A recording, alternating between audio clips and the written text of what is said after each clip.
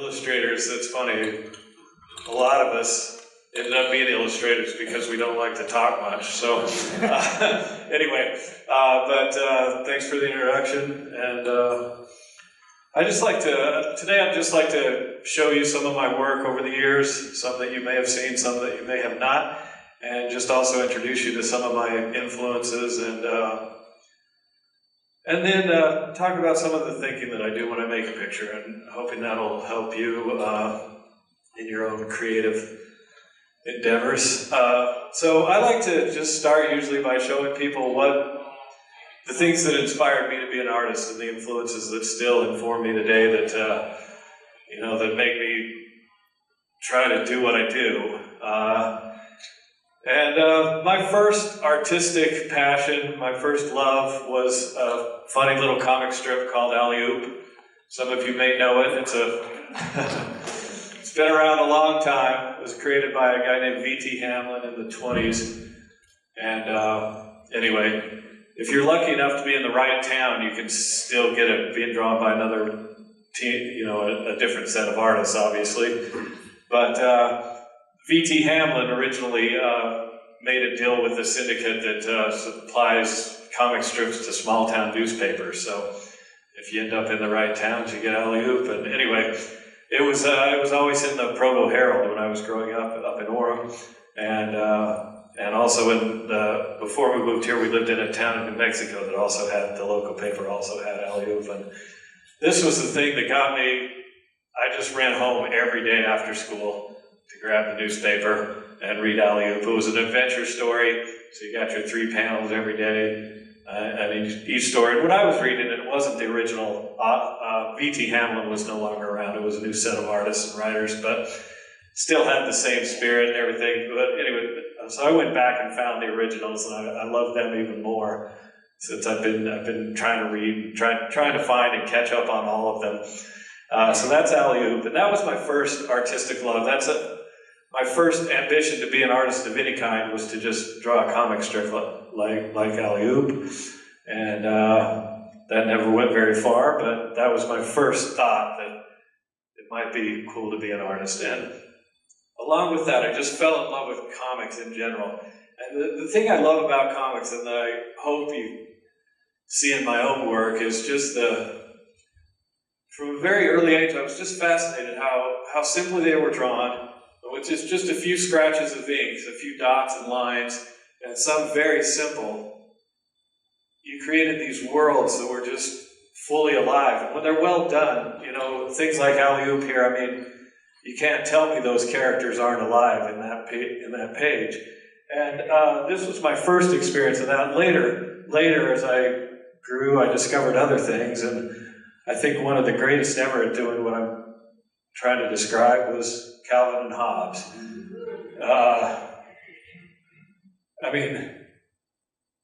You look at just the simplicity of that, just those lines and dots, and just how simple it is. But again, that kid is just so vital and so alive. And so that's what I've always tried to do in my own work. Another great inspiration was the artist Hank Ketchum, and he drew a panel called Dennis the Menace. And the same idea, just simple lines and dots and beautiful composition, and you just get great stories and real personalities and real people and characters, and they just look so. I was just fascinated how you could do that with just some scratches on a page and create something that seems so alive and vital. And so that was my first love, just comic strips. And I used to try to draw like that all the time. And later on, I discovered in a copy of Treasure Island that I had the illustrations of N.C. Wyeth. And this is where I fell in love with painting. And so this was different. This was more complex, more detailed, but it still had that same sense of life and vitality that I was so amazed by. It just had more color and just was more, I don't know, just a little bit more somehow. And I just fell in love with these. And there's some more, another one from Treasure Island. And this one's from Kidnapped, another story by Robert Louis Stevenson, but just so beautiful. And this just kind of opened up my mind to painting. And I'll tell you one funny thing about me and my art when I think about art. I know a lot of people would kind of dismiss me when they heard this, but you know, when I look at those drawings of Hank Ketchum and N.C. Wyeth, and then carrying that on even further into what they call the fine arts, the Cézannes and the Picassos and things, to me, I can see the difference between them all, but I feel no need to rank them in like high art, low art. It's all just beautiful to me and just amazing stuff, and I just love visual art, whether it's completely abstract or storytelling, whatever it is. Anyway, so my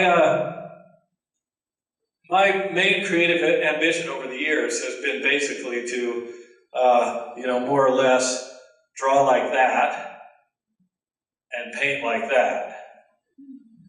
And sometimes it works, I'll show you anyway, but I just want to go back. So anyway, all this time I'm learning this while I'm very young, and I'm trying to learn how to paint. I'm not doing a very good job of it, but this is something I did. It looks like 1979, it looks like. Anyway, if any of you know the Four Corners area, that's Shiprock right there, if you know that.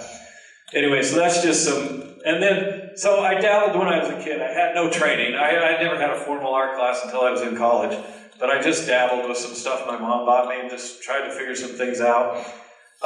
Later on, and then for years in junior high and high school, I kind of put it aside and didn't do much of anything, but it was always there. I was always looking and always trying to find things, but I just didn't do much. And later, while I was serving a mission for the LDS Church in Hong Kong, I fell in love with Chinese calligraphy. And that's something that I was playing with. Now that's just a copy of somebody else's work, but I was just trying to learn, and I was just amazed by the brushwork and just the beauty of those marks and trying to learn their meaning, and but more than that, just the beauty of the rhythm of those lines. And that's something I still try to develop in my work. And in the meantime, I'm just trying to trace you through a quick artistic development, because I kind of have a odd route. Like I say, through junior high and high school, I didn't do any art at all. I'm not the kid that was like, he's going to be the artist. I think most people that knew me in high school, when they find out what I ended up doing, they're very surprised. They wouldn't have guessed. Anyway, I was an engineering student at BYU after my mission, and was taking a painting class for an arts elective called Painting for Non-Art Majors. Anyway, and I was just doing stuff like this, and but I found myself this was the class that started to occupy my mind more than the engineering curriculum that I should have been paying more attention to. I just found myself consumed by, putting paint on a canvas. And I didn't know what to do with it at the time, because I hadn't ever considered art as a real career. I have very practical parents, and it just wasn't a thing you could consider. It was kind of a cool thing you could do if you wanted to, but had to think of a career. And so I'd never thought of it. So I didn't know what to do. So I found myself at the end of this semester loving this class and painting these things and just confused. So I took a summer off and went to Taiwan and to teach English and learn some Mandarin Chinese. And while I was there, I stumbled into a job illustrating some English textbooks for kids. And I'm going to show you, this is my first paid illustration. And I love to show this to people because, one, it's just, I hope it gives you all some, wherever you are at in your creative pursuits, wherever you think your skills are now, you can always, don't ever doubt that you can improve. And I'm just going to show you, this was my first paid illustration, right there. Yeah. And when I show that to people, I always like to point out that, because most artists have done some terrible drawings in their youth. But I was 24 years old when I did that. So I just like to show that people as some encouragement. I came to this all very late. There's a page from the interior of the book, and as you can see, when in the art class, when I had something to look at, I could do reasonably well, or copying someone else's work, as in the calligraphy, I could do all right. But I was really wanting to make that leap to be able to just create something of my own from my head, and at this point, this was the best I could do. And I did 12 books full of illustrations like that. So anyway, but I love to show that to people, because wherever you are, don't worry, just keep going, keep learning. Anyway, I'm going to quickly go through these. So usually I end up going to school at BYU, learning a lot. I end up in New York City, and this was kind of my early work right after school. I won't take you through all the development of how I got here, but you know, this was work I was doing for magazines and newspapers, the New York Times and other things. Very conceptual, and you can see I was playing with some real abstract ideas, but you can see where I started doing some of the brushwork that I do now, but it was very rigid and kind of pattern-oriented at the time. But anyway, but here you can start to see, again, my whole idea was to draw, when I said I wanted to draw like Hank Ketchum, I was serious. That's what I wanted to do, but this was the best I could do at the time, a very simple stylization of the face. But then, the whole time I'm taking figure drawing classes at the Art Students League to develop my skill there. And slowly, the faces started to be a little more subtle and a little more natural looking. And anyway, that all led up to, you know, I hope you can see it, just a little development there.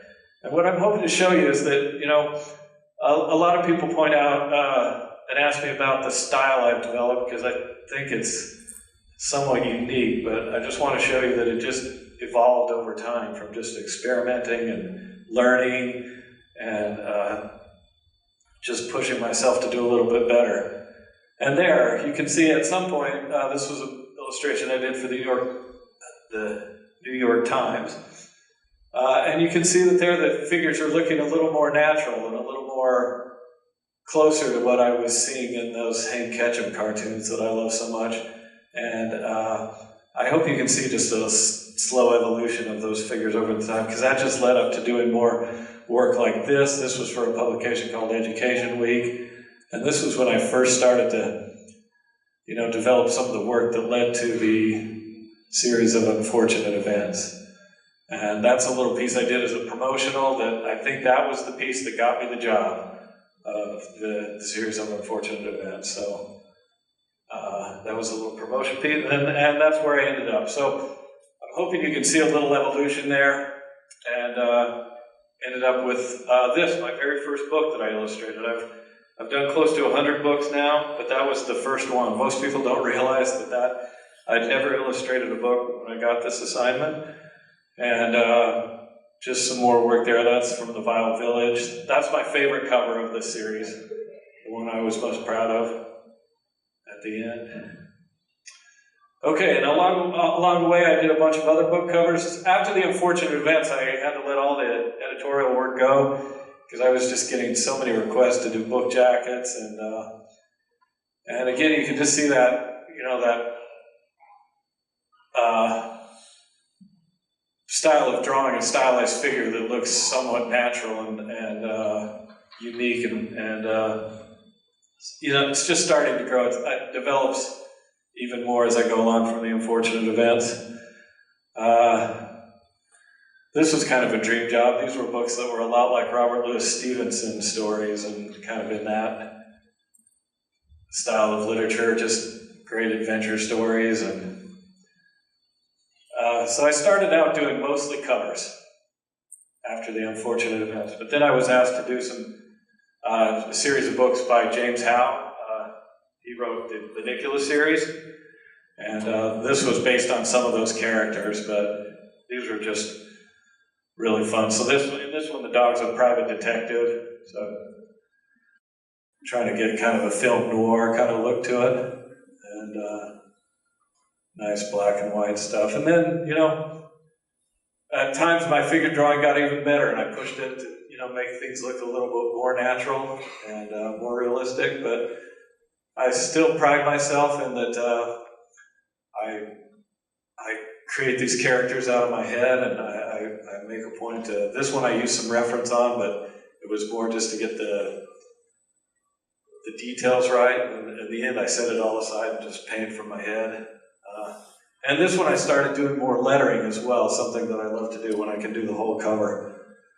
Okay, and then Chasing Through Mirror. I'm going to talk about this one in detail in a few minutes, so I'm going to skip through that. But these are the interiors from that book. And so I started going from just doing covers to doing covers and a lot of illustrated books. And then finally I got my chance to do my first picture book. This is one I wrote, Roger the Jolly Pirate. And this was just an attempt to, I loved pirate stories as a kid. And I loved the Jolly Roger. And I tried for years to find out why they called it the Jolly Roger. And when I finally, after years, found out why they think it's called the Jolly Roger, it was so utterly boring that I made up a better story, and that's what this is. So basically, Roger is just a terrible pirate. As you can see, he's got the chicken on his shoulder rather than the parrot, and he can't do anything right, but he kind of stumbles into saving the day and becomes the Jolly Roger. And then my next picture book was this story, Bedtime for Bear. And this was a great one because it let me bring some of my love of the comics into it. All the conversations in it are done with voice bubbles. And that was just a lot of fun. And then another one from Lemony Snicket. I like to show this one because this was the hardest character I've ever had to develop. You know, a lump of coal, what do you do with a lump of coal? And it took a long time to figure out. In the end, I think I got it. But it was really hard to figure him out. And it really didn't work until I put him in that tuxedo, and then somehow it just worked really well. But that's a character I'm proud of. It was a real challenge. And there he is on Christmas Day. And then one of my favorite books was The Christmas Carol. It's something I've read nearly every year at Christmas. I just love that story. And so when I got the chance to adapt it as a picture book, I jumped at it. And so that's my Ebenezer Scrooge. And this one I just had fun with because, you know, when you take on a story like the Christmas Carol, it's been done and overdone, but so you try to find a way to add to and do something new. And I just started with Jacob Marley, and I just thought, well, if he's a ghost, there's no real reason he can't be any size that he wants to be.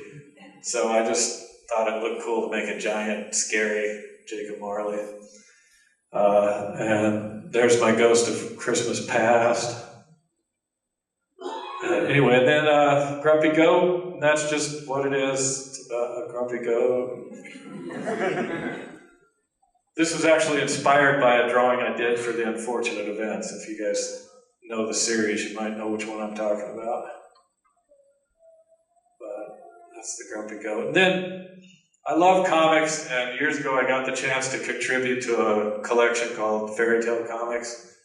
And hardest job I've ever done, but very proud of it.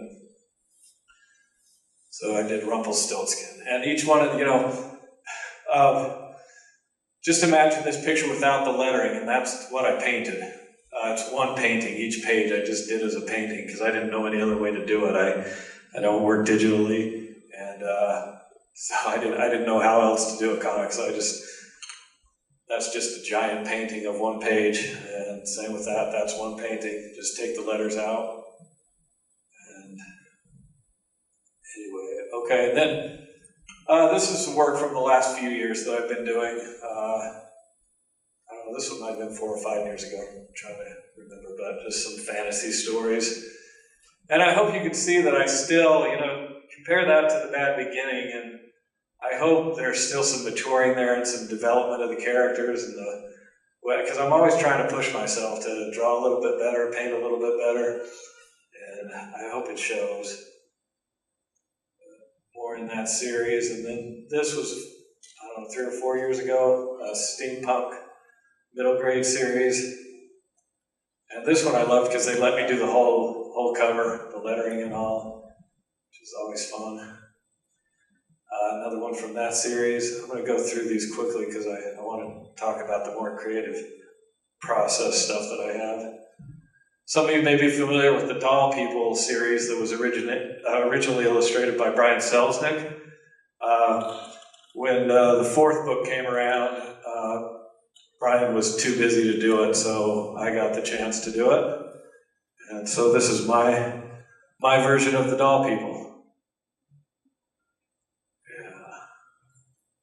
Yeah. And then my most recent work, the Nutcracker Mice, just a story about some mice that have a ballet company in the theater where the original Nutcracker was performed. And I had a lot of fun with this book.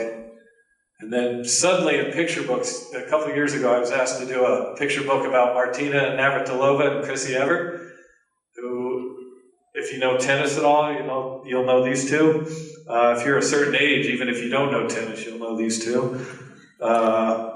Anyway, two great, and it's funny because I'd never done a nonfiction picture book. I'd never created a character that I'd never had to draw a character that I didn't make up how they look. So this was a really challenging job to find a way to caricaturize them and draw them in my own way and be able to, oops, I'm sorry, I'm jumping ahead. So anyway, but as things go, once you do something, if you do it fairly well, you get other chances to do similar things. So suddenly I'm doing nonfiction biography picture books. I did Martina and Chrissy. And then this one's my most recent picture book. It's not quite in the stores yet, but it's about Les Paul, the guitarist. And so I'm very excited for that one to be finished and available. But a fun story about a really, really clever child and the guy who invented the electric guitar. And this work, I'm just finishing up this book, so you guys are the first to have seen this. It'll be a year before it's on the shelves, but this is a picture book about the painter Paul Cézanne and his parrot. The book's called Cézanne's Parrot. And so that's what I've been doing. That's my current work. Anyway, but now, I hope you'll really pay attention to this, because now I'd like to teach you something, hopefully. And this next part is probably the most important lesson I learned as an artist developing, and I hope it will do you all some good. And no matter what your experience is, I hope you'll pay attention to this, because this is the lesson that I still have to remind myself sometimes when I get caught in a creative rut of, remembering this lesson that I had. When I was at school at BYU, we had a class called History of Illustration. And we just learned, about the lives and the work of great illustrators in the past. And this particular illustration is from a guy named Howard Pyle. I showed you the illustrations of N.C. Wyeth earlier, and Howard Pyle was N.C. Wyeth's teacher. Anyway, Howard Pyle, one of the greatest American illustrators. And I remember during this time, we were seeing all these slides of this great work, and I was just struggling. My draftsmanship wasn't very good, and like I say, my skill just wasn't there because I'd never had any formal art training at this point. I used to get discouraged. I would see paintings like this and think, well, if that's what I need to be doing, how am I ever going to get there? And it seemed impossible. I just couldn't see how I could do something that good and powerful of my own. I thought, well, if I just copy that and do an imitation, I might get something close and it's pretty good, but how do I create it from my own mind and, create something new? And I found myself very discouraged. And then one day, my teacher showed us this particular slide, and this one stands out because of the next slide he showed us, which is where this painting began. So look at that very carefully. You've got a horse, a knight on it with a lance, and then two figures sitting on a tree stump there with some bushes behind them or something. And now this is where that painting began. Can you see it? Can you see the knight and the horse and the lance and those dark patches back there, the figure sitting down? And anyway, it's all there if you look carefully. And I just remember this was such a revelation to me as a student, because when I saw this, I went from being discouraged with this other painting to, how can I ever do that? How can I ever accomplish anything that great? To that I can definitely do.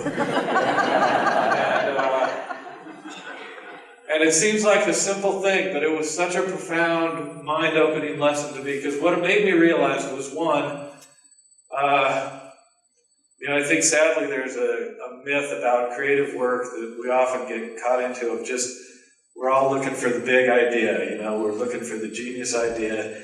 And I found from experience and learning and trial and error that there is no big idea. All there is a rough idea. There's just a scribble. There's just some scratch of an idea. And if you can commit yourself to just putting that down on paper in some form, or you're just acknowledging that you had an idea, and then you can work to let it grow and develop as your skills grow and as your understanding grows and as the idea grows. So anyway, you start from just a scribble. So I want to show you some of my own scribbles now. So that's one of my drawings, and I don't know if you can see what that ended up being. It's all there. Can you guys see what that is? Anybody? That's the cover of The Bad Beginning. Yeah, believe it or not. There's Olaf standing there on the right side. Can you see him? Let's see if I can. Let me see, I'll point it out to you. So this is Olaf right here. I composed it originally with him on this side. He ended up on that side, but there he is. Can you see his beard, his pointy beard, and his nose up there? At this point, I'm not even sure I'd developed Olaf yet, but it was something like that. That's Klaus, that's Violet. There's some buildings behind him. There's a door. That's it. So that's The Bad Beginning. And I just love to show people that, because it's just, that's where that all began. And from there, you know, I just took it a little further. This is a 30-second sketch. You know, on a day you did that, I probably did, 20 or 30 other versions of that or different ideas. But then I settled on this one that I liked and just took it a little further. I flopped it around. I don't remember my thinking of why I turned it the other way, but I did. And just developed it a little further. So hopefully you can see that now. And then from there, it becomes that cover. And there's a lot more in between. That's just to give you kind of an idea. But let me just show you some of the other ideas we tried for the cover of The Bad Beginning. So again, there's a very rough sketch that became that rough sketch that became that eventually. So that was one idea we had. But again, you can see everything just starts out as barely anything. It's just a scratch of an idea, and it doesn't take a lot of effort. But you just slow down and make it a little better, try something a little bit different, and then clean it up and make it even better. And that's all we ever do. Okay, so let me walk you through. I told you about the Chasing Vermeer character cover. Yesterday in one of the panels I was asked what the hardest cover or assignment I ever did was, and I think it's this one. And so I just wanted to walk you through it just so you get a sense of what you go through in creating something, and that it's not all just a straight line that you kind of jump around a little, and sometimes it takes a while to find things. So these are just my scribbles of a cover for Chasing Vermeer. And Chasing Vermeer is a mystery story about a stolen Vermeer painting that the kids in the book help find, and it has a lot of things in it. It's hard, anyway, there's a lot in it, but there's frogs play a big part of it, and also these things called pentominoes, which are those little math puzzle pieces. And so that's what this is. It's just playing with the elements, looking at an idea. Look at that one in the lower right-hand corner, okay? So I don't remember when I did that one, but anyway, but that's kind of where we're going. But I started out with a lot of different ideas, and somehow I lost track of that one. I didn't see it at the time because I went down a different direction, and I was trying things like this. So after I did a bunch of these, I slowed down and experimented with these images, and these were what I was showing the editor and art director. And again, I'm just trying different compositional ideas, trying to work those pentominoes in somehow. You can see the pentominoes in the window panes back there, hopefully. There they are again. Just playing with that idea of those. And I was liking all these, but the editor and art director just thought something was missing. So I kept going. I added the frogs because they're a funny little part of the book, and I thought that might add some interest, but still wasn't doing the job. And then finally, what happened was there's probably about 50 more sketches like this. I just pulled a selection out. The editor and art director were just like, I don't know, somehow they're just not, because the pentominoes kind of, hinted at the puzzle that they're involved in the story, and they said somehow the kids just aren't in the puzzle, it's just there, and they're not in it, and it's not consuming them somehow, and I just didn't know how to do it. I was saying, I know that's a good idea, but I just didn't know. I was having the hardest time trying to get there, and finally the art director one day sent me over this sketch, maybe something like this. This is a drawing from the art director, and at first I thought, oh, that looks awful, but then I thought, this is important to learn as you work with people. Most creative jobs, a lot are going to be collaborative, so learn to listen to the people you're working with.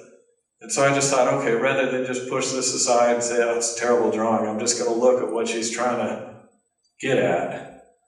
And I just thought about it a little while, and I went back through my old sketches, and I found that little scribble that I'd done that I'd forgotten about, which was kind of doing exactly what she was trying to do, except I just, I thought, well, they're in the puzzle, but the drawing's bad, so I'll just turn it into a good drawing and use some perspective skills and, get the same idea, but hopefully a little bit better. So that's what I proposed. And it felt close, but it still wasn't quite there. So we pushed it a little further. I tried that, and we all liked that one, but there was still something missing. It wasn't quite right. And so we felt stuck again. By this time, usually I do a cover in about 3 weeks. This was about 3 months of doing this, and I was starting to get really discouraged with this. This is never going to come together. But then the editor, again, learned to work with the people and listen to it. She thought, is there a way to incorporate some of the architecture? Because in this book, the architecture of the place where they are, where the story's happening, is very important to the story. And she thought, is there a way to incorporate that into this kind of an idea? And I thought about it a while, and I looked at some of the architectural detail. This is a building in Chicago that I was able to go visit and look at, so I just took some photographs. So pay attention to those details there. And finally it occurred to me, turn those pentomino pieces into architecture, and I just incorporated some of those details into that composition. And finally ended up with that, which you can see again. I don't know why I flopped it again, but we did. In fact, this one I painted this way, but in the end we just flopped it digitally for, I don't know. Anyway, I can't remember the thinking. It might have been a balance to have that chasing Vermeer going upward rather than downward. I can't remember. But anyway, so that's to give you a sense of how to work through what it's like to work through an assignment sometimes when they don't go right. Just, again, encourage you to be okay with your rough ideas and be patient with them and let them grow and develop, and also look for input from others, whether they're clients or just friends, or sometimes it's good to get ideas from other people. And then so how are we doing on time? Are we okay? I know we got a late start. Okay, I'm just going to tear through this quickly because this is really important too. I think one thing that's often missing in creative pursuits, when I was in college and I was struggling, like I say, I had no training, so all the students I was in class with were way ahead of me skill-wise, and I was way behind. And I learned very quickly that I just had to catch up. I had to catch my skills up at the time, and I thought how to do it. I didn't know quite how to do it. And I just thought, for some reason, I thought of I used to go over at BYU at the Harris Fine Arts Center at the time. They had art exhibits, and I'd go there and look around, and I'd always wander by the practice rooms of the musicians, and I sometimes just enjoyed hearing them play, so I'd just sit and listen. And it occurred to me one day, it's like a musician practices every day, and they practice their basic skills, and I thought, that's what I need to do. I just need to develop a basic set of skills to catch myself up to where I need to be in school. And it's something that I think is very important, whatever your creative pursuit is, that you find a way to practice daily developing those skills.